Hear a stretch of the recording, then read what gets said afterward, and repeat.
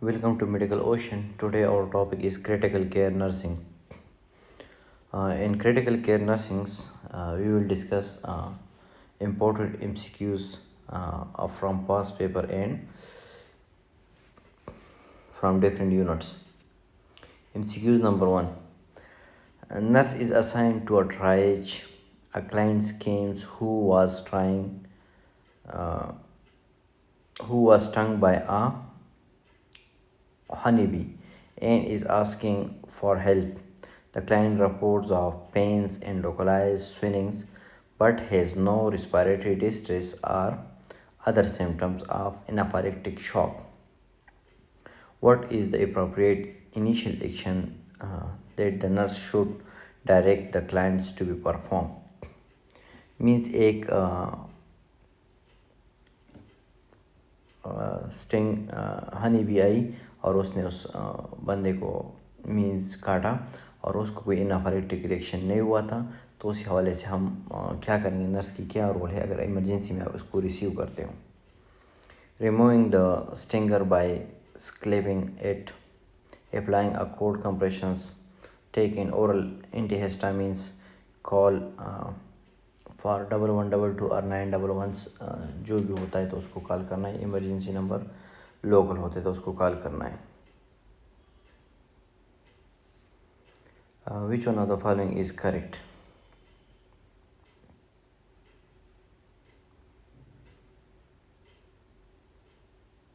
Ji, which one of the following is correct?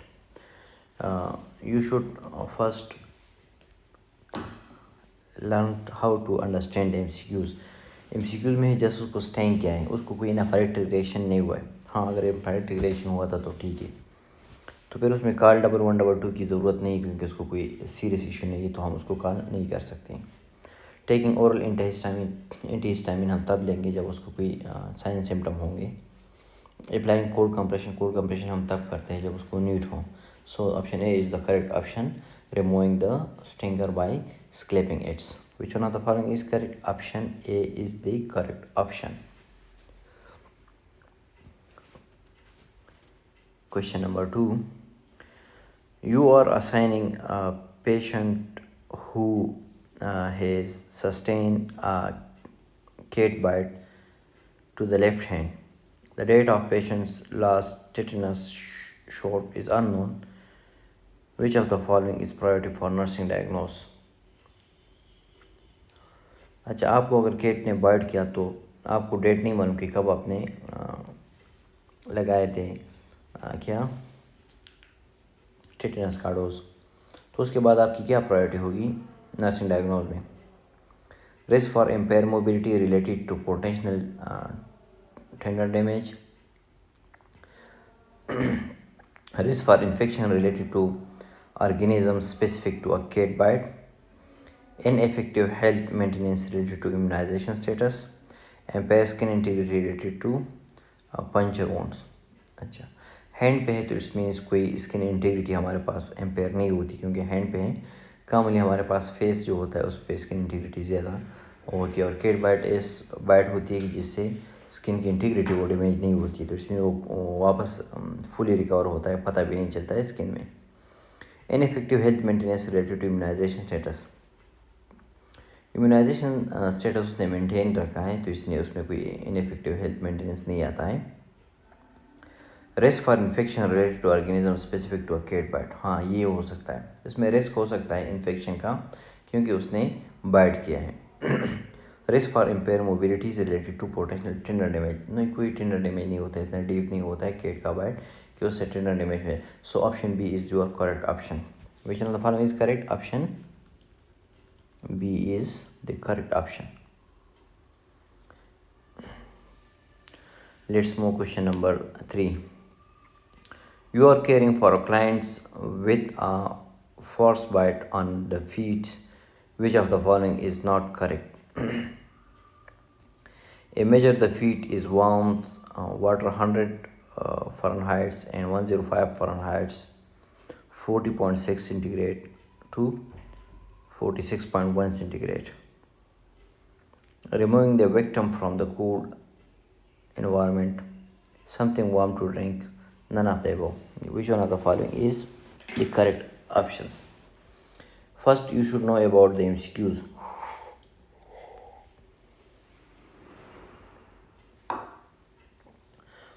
आप caring करते हो एक पेशेंट की जो फॉर्स बाइट उसने किया है, उसके लिए कौन सा नॉट करेक्ट है। MCQs को अपने पहचानना, एक करेक्ट होता है, एक नॉन करेक्ट होता है। सो नॉट करेक्ट को आपने देखना है। Emerge the feet in warm waters 100 to 100। हाँ, इमर्ज हम करते काम लिया जब हमारे पास फॉर्स बाइट क्या होता है, पहले उसको पहचानो। फॉर्स बाइट का मतलब ये होता है कि जब आपके सर्दी की वजह से आपके हाथ और पाँव में स्वेलिंग हो जाती है।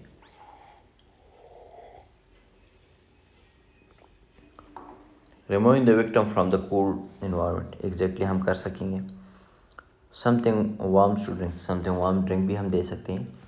तो इसलिए नन ऑफ द अबव जो है ये आपके पास नॉन करेक्ट है। तो option D is the correct option, because उधर नॉट आया है। अगर नॉट आया है और नन ऑफ द अबव की जगह ऑल ऑफ द अबव आया है तो फिर हम ऑल ऑफ द अबव लगा सकते हैं। अच्छा,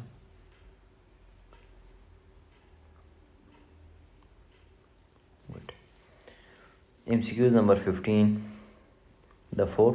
A 15-year-old male client was sent to the emergency unit following a small lacerations on the forehead. The client says that he cannot move his leg. Upon assessment, respiratory rate of 20, strong pulse and capillary refills times of less than 2 seconds, which is means weak pulse, weak capillary refills.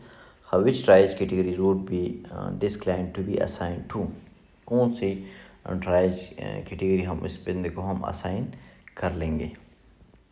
15-year-old का male patient है, Saint to emergency आया। Small laceration था forehead पे, क्या था, small laceration था forehead पे। Client बता रहा था कि उसको मुंह वो नहीं हिल सकता है, रिस्पिरेट उसका टर्म है 20 ही, कैपिलरी उसका स्ट्रॉन्ग पल्स है उसका, कैपिलरी फिर उसका लेस देन 2 सेकेंड इस नॉर्मल है, सही है, मीन्स ब्लड सप्लाई ठीक हो रही है। Which categories client will be back. Red में हम नहीं डाल सकते क्योंकि हम रजिस्ट्रेशन पे डालते हैं, सही है। रेस्ट में हम इमीडिएटली एक्शंस के लिए हम रेड में डालते हैं, समझ आ गई। ब्लैक में भी हम नहीं डाल सकते, सही। स्मॉल लेसरेशन एक्टिव ब्लीडिंग उसमें नहीं है तो इसलिए हम रेड में नहीं डाल सकते।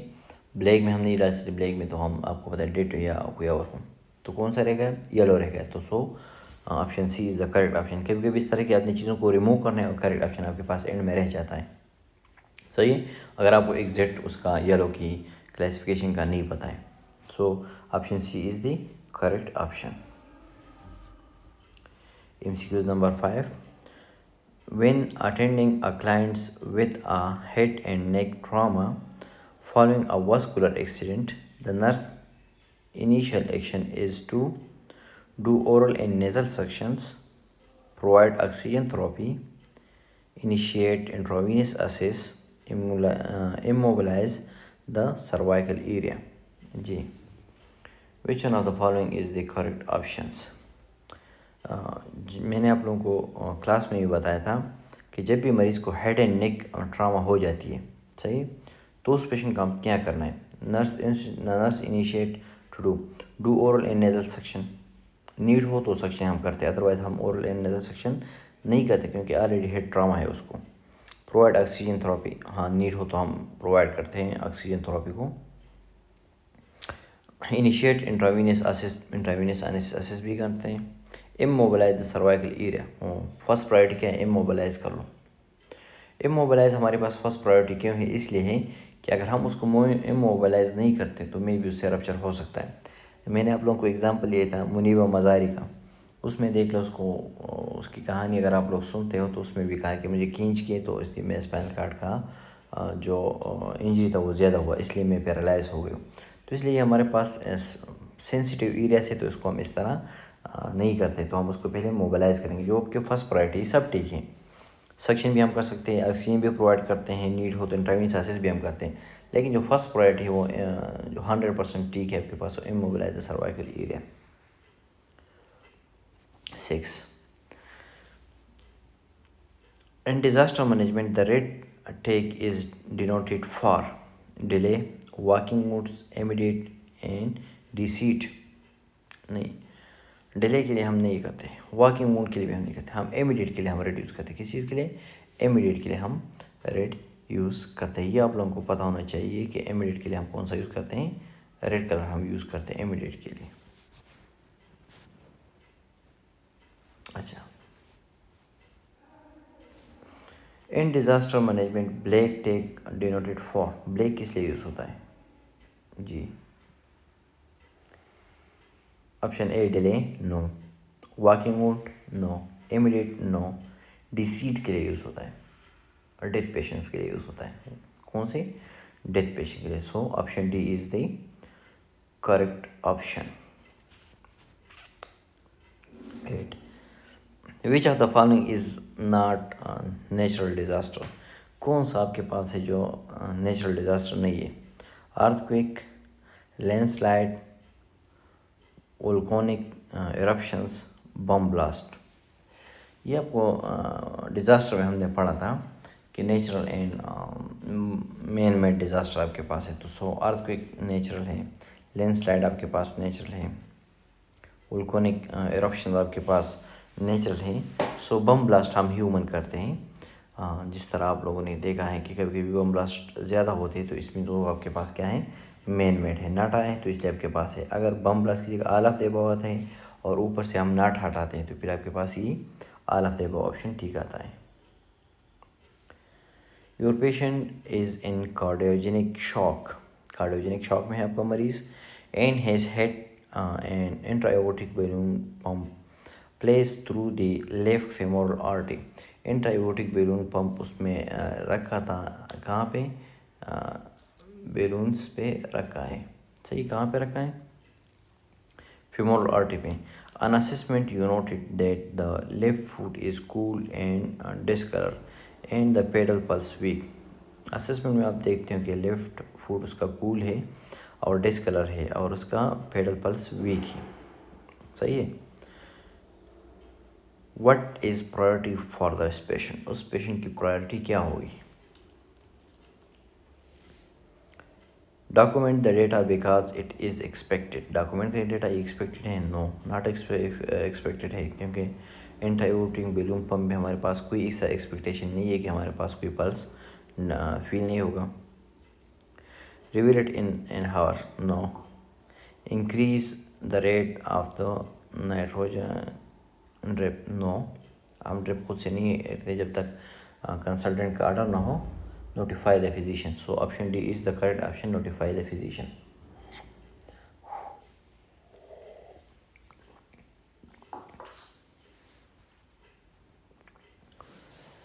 MCQs number 10,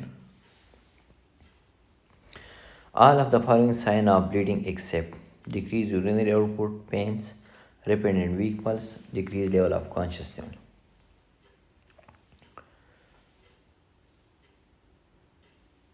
अच्छा, यहाँ पे भी एक्सेप्ट आया, एक्सेप्ट को आप लोग ख्याल कर लो, खुद को कंफ्यूज नहीं करना है MCQs में। All of the following are sign of bleeding, ये जितने भी दिए गए ये आपके पास साइन ऑफ ब्लीडिंग है, लेकिन एक्सेप्ट कौन सा नहीं है? डिक्रीज यूरिन आउटपुट, जब ब्लीडिंग होगी यूरिन आउटपुट लाजमी बात है डिक्रीज होगा। पेन, ब्लीडिंग से पेन होता है या नहीं? रैपिड एंड वीक पल्स, हाँ पल्स वीक हो सकता है उसका जब आपके पास बॉडी में फ्लूइड का लेवल कम होता है या तेज़ हो सकता है। सही है। Decrease the level of consciousness, जितना ज़्यादा ब्लीडिंग होता है इतना उसका लेवल ऑफ कॉन्शियसनेस इफेक्ट हो सकता है। So option B is the correct option. Which one? Option B. Pain का ब्लीडिंग के साथ कोई वो नहीं है। अगर जस्ट ब्लीडिंग होती है तो उससे पेन नहीं होगा, अगर हाँ उसकी ब्लीडिंग जहाँ से होती है उसके इर्द गिर्द जगह पे ज़ख्म वगैरह है तो फिर पॉसिबल है। From कंट्रा indication of CPR, all of the following except one. पहले आप CPR को पहचानो। कार्डियोपल्मोनरी रिस्टेशन उसको हम कहते हैं, CPR को हम कहते हैं कार्डियोपल्मोनरी रिस्टेशन हम कहते हैं। Terminal ill situation, survival would be meaningless, do not restate, cardiac arrest.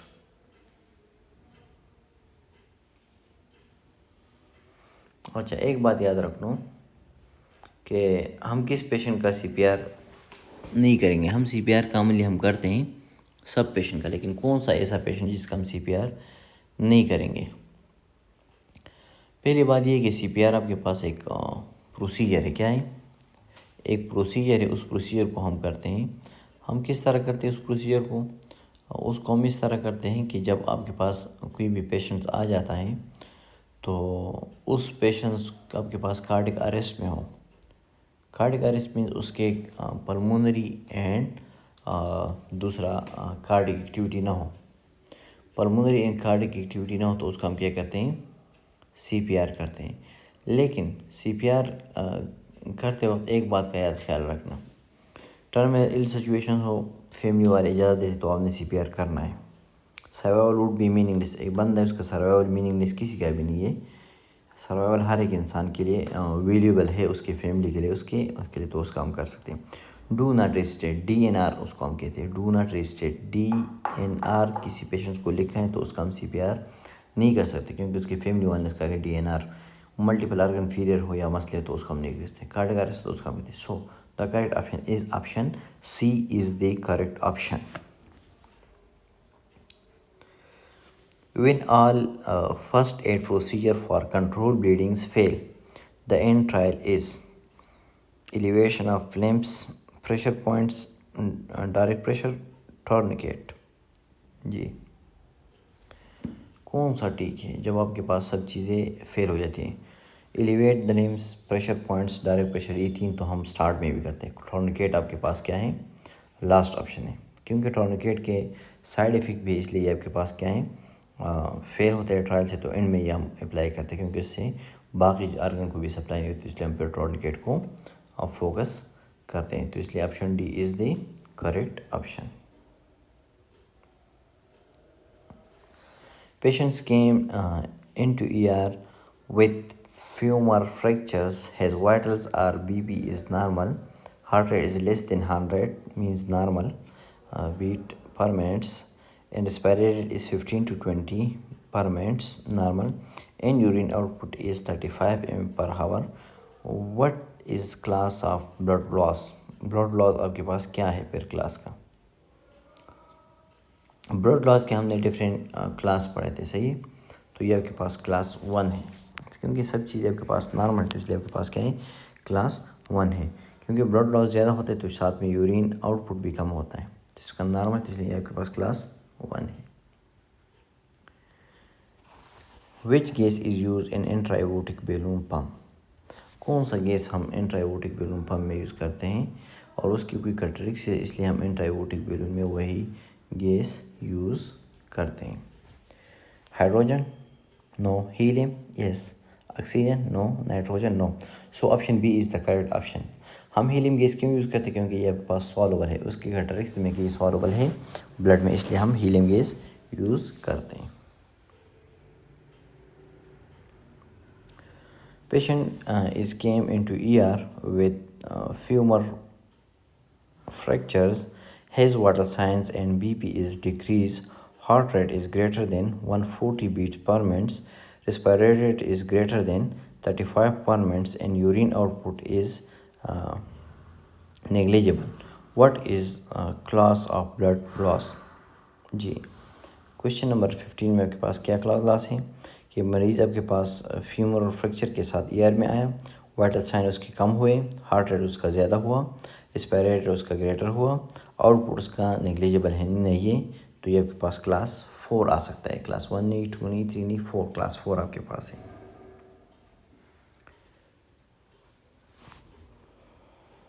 What is the most important elements of nursing care for patients with intra-aortic balloon pump? Intra-aortic balloon pump के लिए जो most care है आपके पास वो कौन सा है आपके पास? Strict intake and output records, pain management, position change and oral hygiene.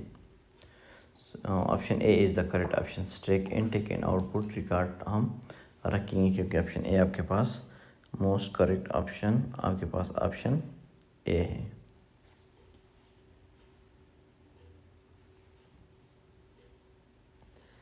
सो 16 के बाद 17 पे जाते हैं।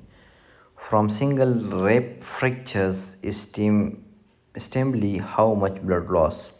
अगर आपके सिंगल फ्रैक्चर हो जाती है किस चीज़ की, एक रेप्स की, तो एस्टिमेटली कितना ब्लड लॉस होता है आपके पास?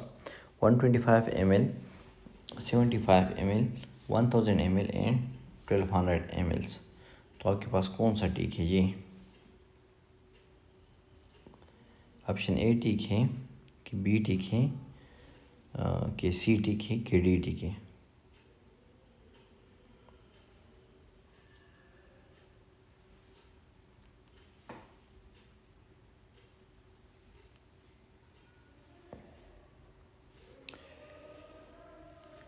तो इसमें आपके पास 100 to 150 ml आपके पास लॉस होता है, तो 125 इज़ द करेक्ट ऑप्शन। 125 आपके पास करेक्ट ऑप्शन है। कंपार्टमेंट सिंड्रोम इज़, अब कंपार्टमेंट सिंड्रोम आपके पास क्या है? When pressures within the muscles build in dangerous level. Option A. Option B. Tear in the wall of the major artery. Option C. Pressure ulcer. Option D. None of the above. तो इसमें आपके पास क्या होता है, कौन सा ठीक है? पहले कंपार्टमेंट सिंड्रोम आपके पास क्या है? ये आपके पास एक पेनफुल बिल्डअप ऑफ प्रेशर होता है अराउंड द मसल, सही। और ये सीवियर इंजरी होता है, ये क्रॉनिक सिंड्रोम आपके पास ये हो सकता है मसल के अंदर में, सही। तो इसलिए ये आपके पास option A is the correct option. When pressure within the muscle build to dangerous level, तो उसको हम कहते हैं, इसलिए आपके पास option A is the correct option. 19. From femur fracture estimate how much blood loss. अब फीमर फ्रैक्चर से आपके पास कितना ब्लड लॉस हो सकता है? फीवर आपके पास लार्ज बोन्स है, तो इसलिए इसमें आपके पास कॉमन सेंस अगर आप यूज़ करें, रिप से 125 लॉस होता है, तो फीमर से कितना लॉस होगा जी? 125, 750, 1000 एंड 1000 to 2000 जी। ऑलमोस्ट 1200 तक 1200 तक या 1200 ml तक ब्लड लॉस होता है, तो इस मीन्स रेंज उसने दिया है, तो आपके पास option D is the correct option. 125 ribs में था और फ्यूमर में 1000 तक है। All of the following are step of BLS except, नीचे जितने भी दिए हैं BLS के स्टेप है except. Check the responsiveness of the victims, call for emergency medical help, position victim on his or her back, wait for help, then start CPR जी। Check the responsiveness of the victim, victim की responsiveness आप check कर लो। Call for emergency medical health, emergency medical health के लिए आप call कर लो। Position the victim in his back करो, wait for help, then start CPR no.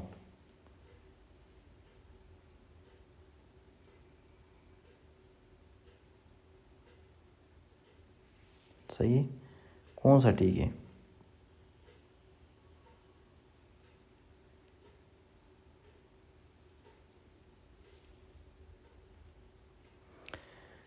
हाँ, चेक द पेशेंट रिस्पॉन्स ठीक है। कॉल फॉर इमरजेंसी ठीक है। Position the victim on hedge और बैक ठीक है।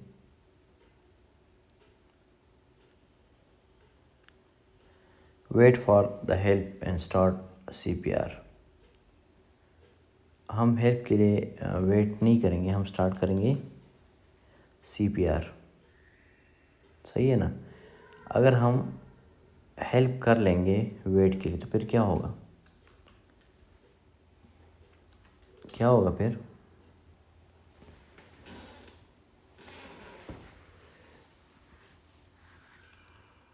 पेशेंट एक्सपायर हो जाएगा। तो इसलिए हमारे पास option D is the correct option. सही है। डू नॉट वेट, हम वेट नहीं करेंगे, हम CPR स्टार्ट करेंगे, जस्ट उसको इन्फॉर्म करेंगे, देन स्टार्ट द CPR।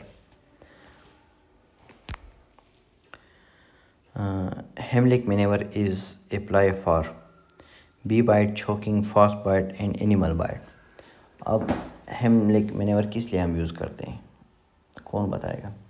हेमलिक मैनेवर्स हम कॉमनली यूज़ करते हैं, option B is the correct option. Choking के लिए हम यूज़ करते हैं। उसका प्रोसीजर क्या है? उसके बैक साइड पे खड़े होंगे, हाथ को फिस्ट बनाएंगे, अम्बिलिकल से 2 इंच अबव रखेंगे और उसको पुश कर लेंगे इनर साइड पे। तो ये आपके पास क्या है? हेमलिक मैनेवर है।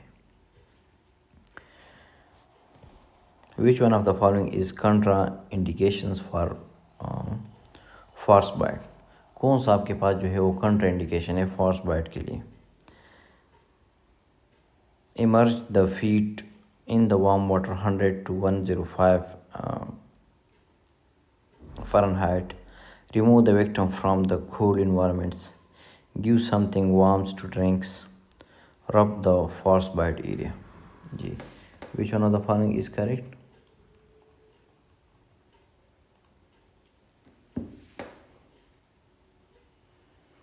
आज कभी भी आपको फॉर्स बाइट हो जाए तो उसको हम रब नहीं करते उस एरिया को। सही है। Do not rub the dead area. तो so option D is the correct, contraindication है, तो option D is the correct. 23. Treatment of the heat exhaustions are all of below except one. सही। कौन सा आपके पास है ट्रीटमेंट ऑफ हीट एग्जॉस्शन? नीचे जितनी भी है इसमें एक्सेप्ट है। Have victim lies down elevate feet, exactly correct है। Move the victims to shade or cool place, ठीक है, करेक्ट है। Give the victims dilute salt waters, हाँ एग्जैक्टली ठीक है, क्योंकि पानी की कमी होती है, डिहाइड्रेशन हो जाती। None of the above is the correct options, क्योंकि एक्सेप्ट वन है तो इसलिए आपके पास none of the above is a correct options. Move to question number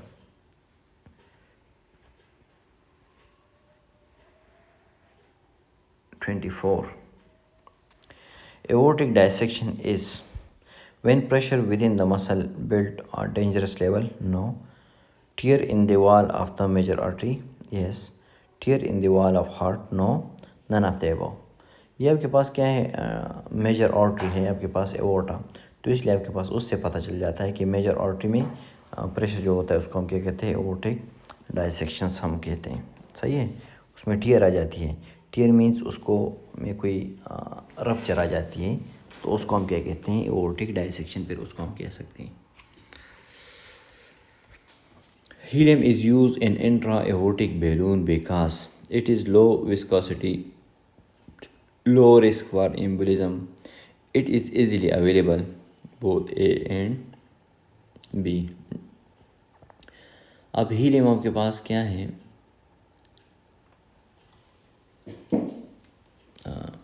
it's low viscosity आपके पास है, लो रिस्क ऑफ एम्बोलिज्म आपके पास है, इट्स इजीली अवेलेबल है, या both A and B. Low viscosity है और इजीली अवेलेबल नहीं है, लेकिन लो रिस्क ऑफ एम्बोलिज्म है। So option A and B is the correct. जिस तरह मैंने आपको कहा कैटरेक्सिस ऑफ हीलियम आप लोगों को पता होना चाहिए, तो इसलिए आपके पास option A and B is the correct options. Management of seizure and removing object that may injure a persons. Do not restrain the victims. Do not scalp victims or dose with water. All of the above. Management of seizure आपके पास क्या है? Scissor में हम क्या करते हैं? मैंने आप लोगों को बताया था कि कभी भी हमने उसके रिमूव ऑब्जेक्ट डेट में इंजर अ पर्सन, सही, हम उसको रिमूव करते हैं ऑब्जेक्ट को कि वो उसको इंजर कर सकते हैं, ये करेक्ट है आपके पास। Do not restrain the victim, victim को हम रेस्ट्रेन नहीं करेंगे, ये भी करेक्ट है। Do not slip the victim or douse with water, ये भी ठीक है आपके पास. So all of the above is the correct option. सही, क्योंकि सब बातें ठीक है तो it's means all of the above is the correct option. What is the contraindication of sprain or strain? Contraindication आपके पास sprain and strain का क्या है? Elevate the injury port if possible. Apply cool compressions. Apply heat within 24 hours. And none of the above. अच्छा, हम उसमें heat नहीं दे सकते. सही, we don't apply heat. Cold compression हम देंगे, हीट कंप्रेशन हम नहीं देंगे स्प्रेन में, क्योंकि फिर स्वेलिंग और ज़्यादा हो जाती है. सही, so option C is the correct options. हम क्या करेंगे, cold compression within 24 hour नहीं दे सकते हैं. सही, तो इसलिए आपके पास ये कंट्राइंडिकेशन है. Option C is the correct options.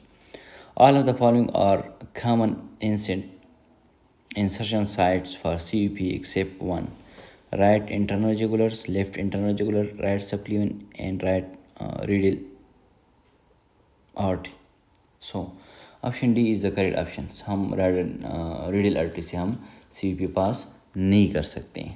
सही, बाकी तीन से हम क्या कहते हैं, कर सकते हैं. राइट एंड लेफ्ट दोनों साइड से इंटरनल जुगुलर या सबक्लीवियन से हम कर सकते हैं. Complication of CUP are complication CUP का है pneumothorax, air embolism, sepsis, all of the above. So क्या है बताओ, all of the above is the correct option. उससे नमूने भी हो सकता है, उससे एयर एम्बोलिज्म भी हो सकता है, उससे सेप्सिस भी हो सकता है. सेप्सिस जब इन्फेक्शन आपकी पूरी बॉडी में फैल जाता है उसको हम क्या कहते हैं, सेप्सिस हम कह सकते हैं. 30 normal CUP range is 5 to 10 cm H2O. B is 20 to 25 cm H2O, 25 to 30 cm H2O, and 30 to 35 cm of H2O. So which one of the following is the correct options for CUP range? मैंने आप लोगों को बताया था कि ये range आप लोगों को MCQs में आ सकते हैं, तो इसलिए CUP का नॉर्मल रेंज आपके पास क्या है, 5 to 10 cm of H2O. 31 which of the following is an isotonic solutions that can be administered to a hypovolemic patients? Is an attempt to replace fluid volumes within, causing significant fluid shift across the cellular membranes or vessels. जी क्या है आपके पास, बोलो. 3% of normal salines, dextrose water 5%, 5% dextrose, 0.5% normal salines, and 0.9% normal salines. Which one of the following is the correct options? Isotonics can be administered to a hypovolemic patients in an attempt of replace the fluid within, causing fluids. अच्छा, so normal saline हम देते हैं. सही, fluid की loss में हम क्या देते हैं, option A is the correct option, normal saline.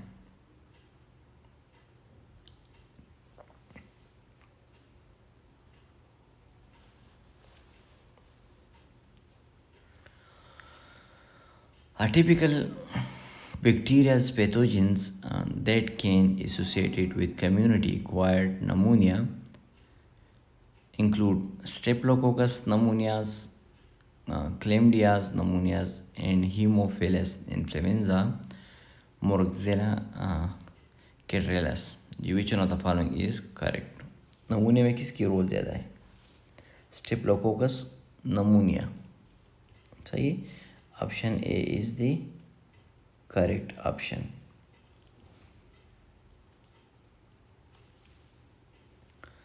So now MCQs number 30.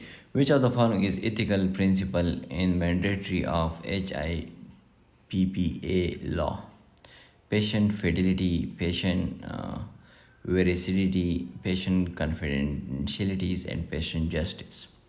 G. Which one of the following is the patient confidentiality? Means patients की बात है हम कॉन्फिडेंट रखेंगे अपने साथ, किसी को साथ हम डिस्कस नहीं करेंगे.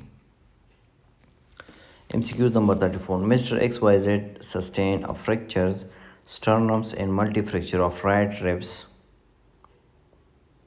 She is on 5 PEEPs and pressure support is 15 cm of H2O.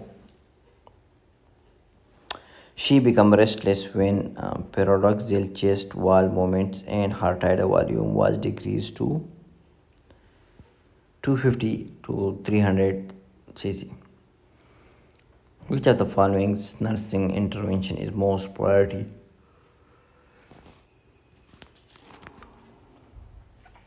Analgesic, sedative, increase the PS, increase the PEEP. G, which one of the following is correct?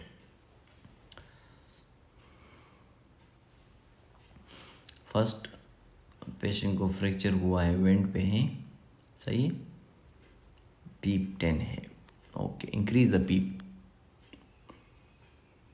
क्या करेंगे हम? इंक्रीज द पीप को हम और इंक्रीज कर लेंगे। Mister Arabic is admitted with cardiogenic shock following a myocardial infarction. She has the following findings: heart rate is 68, BP is 80 by 55, CP is 24, SpO2 is 88%. Which of the following intervention is the priority? Minitol, epinephrine, Lasix and metoprolol। ये MCQs number 35 में कौन सा option ठीक है? Patients की heart rate ठीक है, CP SpO2 भी ठीक है, लेकिन उसका बीपी कम है, तो बीपी के लिए हम कौन से यूज़ करें? मिनिटाल हम नहीं, लाइसिक्स नहीं, मेटोप्रोल नहीं, तो हम एपिनेफ्रीन हम यूज़ करते हैं। Option B is the correct option. Which one? Option B is the correct options.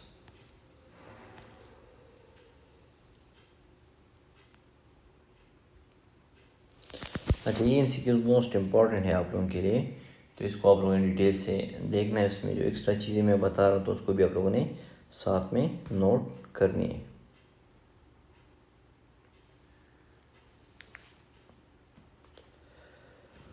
Identify the formula for minute volumes, tidal volumes, respiratory rate, function residual capacity, tidal volumes, force vital capacity, respiratory rate, cardiac output and respiratory rate.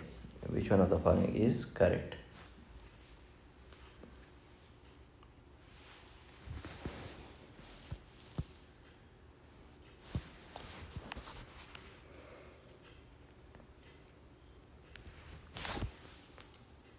Which one of the following is correct? Option A is the correct. Tidal volume and respiratory rate हम minute ventilation के लिए हम ज़्यादा कर सकते हैं। MCQs number 37, we will discuss it in next video.